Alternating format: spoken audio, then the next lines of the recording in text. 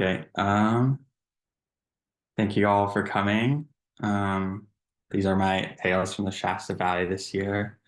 Um, I did my service year at the Shasta Valley Resource Conservation District in Wairika, California. Um, and yeah, we'll just get started. So to start off with some general background, the Shasta Valley is sort of um, a big valley in the Klamath Basin. It includes Mount Shasta, if you guys have been there. Um, and I-5 runs through it, unfortunately.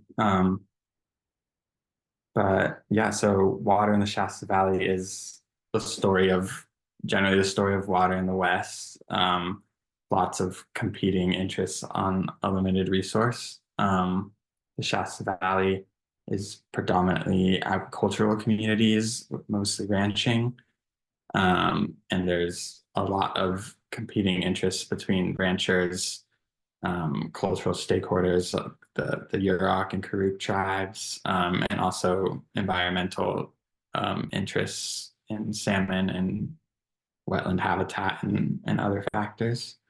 Um, and the Shasta River is a little different than a lot of rivers in the Klamath Basin because it's dominated mostly by spring flow coming from Mount Eddy and from Mount Shasta. And this gives it super rich spring water, making it one of the most productive salmon rivers in the North State, despite how small it is. Um, and the Shasta Valley is kind of sort of a high desert environment with lots of like rangeland and juniper and some oaks and into the conifer forests of the Klamath Mountains. So the Shasta River provides some of the only like shade and green habitat and water throughout the whole valley. Um, and the RCD is located in Wairika and works all around the valley and into the mountains. And I think we're up to around 13 staff now. Um, and do a lot of work with private property owners along the Shasta to improve on-farm practices and protect water resources.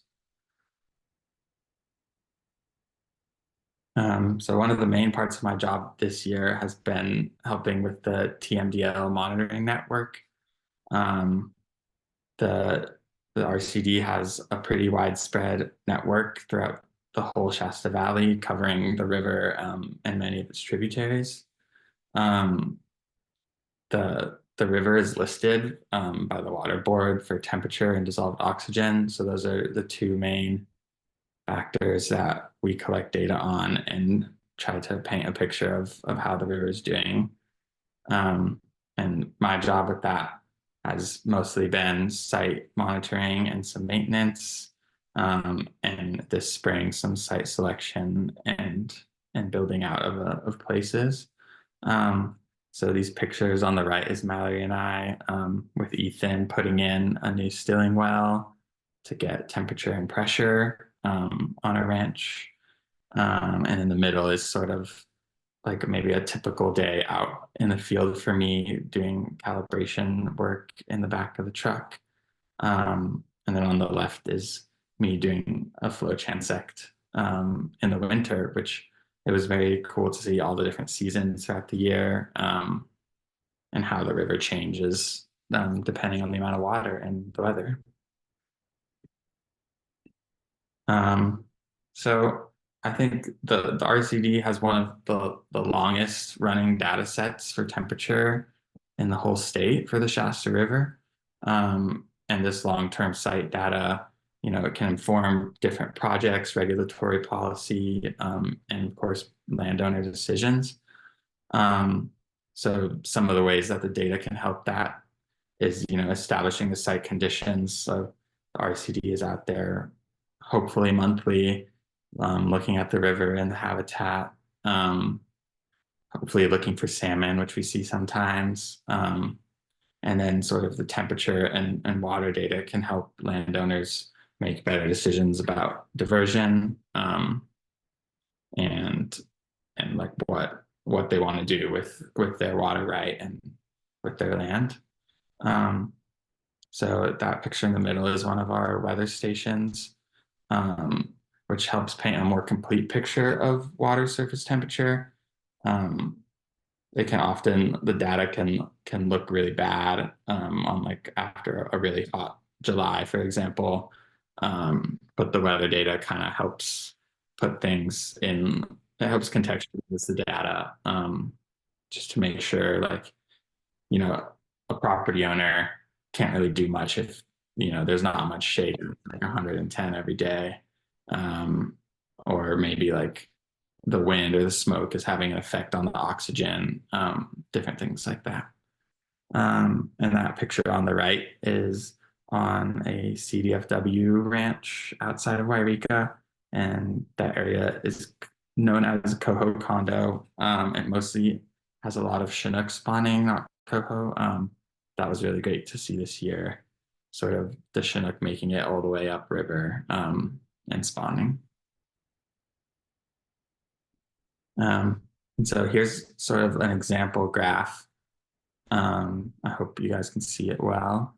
This is from a site called Salmon Heaven. And so like through this is the data for sort of the 2023 water year, or yeah. And you can kind of see like as the season progresses, um, the temperature rises through the summer, and how the oxygen drops in relation to that. And this dotted line is sort of the minimum temperature and DO threshold for juvenile coho to rear successfully. Um, and so this site is called Salmon and it's in the canyon, so it's obviously one of the better sites, and is pretty much habitable for juvenile salmon year round.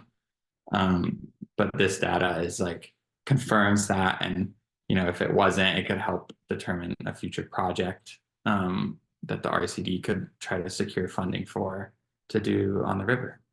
Um, and sort of an example of that project that I helped work on this year at the end stages of was on Parks Creek Ranch. The RCD did a big riparian improvement project, which, as you can see on the map on the right, like fenced several river miles, and excluded livestock from grazing, with the goal of improving water quality and also riparian vegetation. So I got to do a lot of fun surveys out there, and regular visits to do some monitoring. And on the left, you can see two pictures, I think from 2019 up top and this last winter on the bottom from the exact same spot on the river. And the new fence went in on the left side, and you can kind of see like the bounce back in vegetation just after, or at least in brush, just after a couple years. And then another way I've thought about the long-term data set is for data along the length of the river, sort of from the headwaters to the mouth. And that data can help stakeholders find different sorts of places, and habitat and water use questions. So one of the main one would be cold water refugia and fish passage. So like different habitat in places that salmonids can make it to, so that they can spawn there and the juveniles can rear in a safe place. So on the right is me on doing a red survey last winter. I went out with Michael and with our friend Harrison in the Scott Valley, and we sort of did some red counting and found some habitat that the salmon had been using. And then on the left is sort of like a classic view of the rangelands and the pasture and with Mount Shasta in the background. And so like sort of as an example of that longitudinal temperature, I didn't make this graph, Ethan did, but it sort of shows year by year water temperature as you go on the right from the headwaters down to the mouth. And if you look at this, you can kind of see like around river mile 30, the temperature drops significantly, and that's right around where Big Springs Creek comes in, which is super cold, nutrient-rich spring water. Probably almost like at least doubles the flow of the Shasta where it comes in. So that has a great effect on dropping the temperature. And, sort of around miles like 25 to 10 is when ranches take water. And as the water like moves slowly downriver in the flat part of the valley, it heats up a lot more. And then it sort of stabilizes down by the canyon at the end. So just kind of paints a picture of the river temperature as it goes into the Klamath. Another big part of my project was flows on the Shasta River. Um, so the RCD tends to serve a lot as a third party between, say, like the water board or NOAA and a ranch to get flow rates. And so I spent a lot of time this year out with the flow tracker, like in that picture on the right, getting flow and stage depth measurements. And then establishing new sites and finding good places for landowners to be able to get a good picture of how much water they have available at any given time. um, yeah, and so we sort of, if you build, our goal is to get at least 5 or 6 different transects in any spot. um, and with that you can sort of build a stage curve, which I think I have on the next slide. So this is one on that Parks Creek Ranch. Um, and so like with that curve, sort of like with the curve filling in the data, um, we can get like a good idea. Like you can go, you know, check your phone for a real-time station's stage. And so like, if the river is zero 0.8 feet deep in this spot, and that it's flowing at about 6 CFS. So it allows like a complete picture without having to go measure every time. And it helps inform decisions with diversions um, and summertime flows in the Shasta, which can be a pretty contentious topic. And on the left there is a sort of diversion weir that we use to be able to measure the amount of flow being diverted by Parks Creek.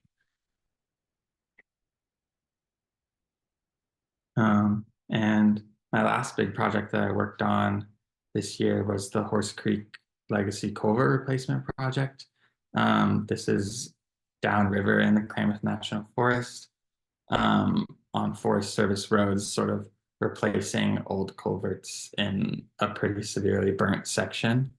And so the goal of this project is to repair the culverts and to sort of have a quote unquote healthy road, which helps reduce sediment sources and erosion going into Horse Creek and down into the watershed.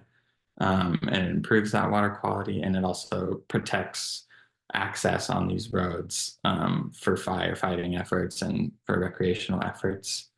And this was a really cool project for me. I learned partway through this year that that Horse Creek was one of the most productive coho streams after recent wildfires. And so it's cool to be able to put in new culverts to hopefully reduce the amount of fine sediment that could discourage maybe some salmon spawning. And here's some more pictures of the culverts going in. We were really focused on matching the natural slope. So some of the holes were pretty big that they had to dig down. And on the right is a finished new culvert with a rocked slope to prevent erosion. And that was a really cool process to see all the way through.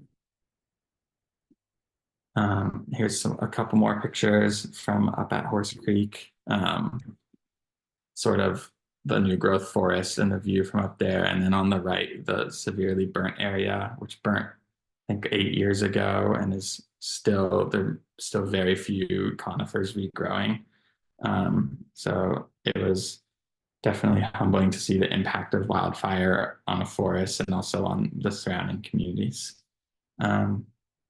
Yeah, and I think that's it. I have one little part, if I have time. I have a dog of the year competition, and no way these pictures aren't loading. They're maybe loading very slowly. No. Well, Winslow Brown is the winner of the dog of the year. Winslow accompanied Ethan and I um, many times on the river this year, and it's crazy. So maybe we can see. Oh, here's the other contestants: Charlie, Mallory's dog, and Remy, Anna's dog, and Angel, the ranch dog, and Cruz, the office cat, who gets a dog nomination. And yeah, thank you guys. Yeah, and thanks to the RCD and GrizzlyCorps for a great year.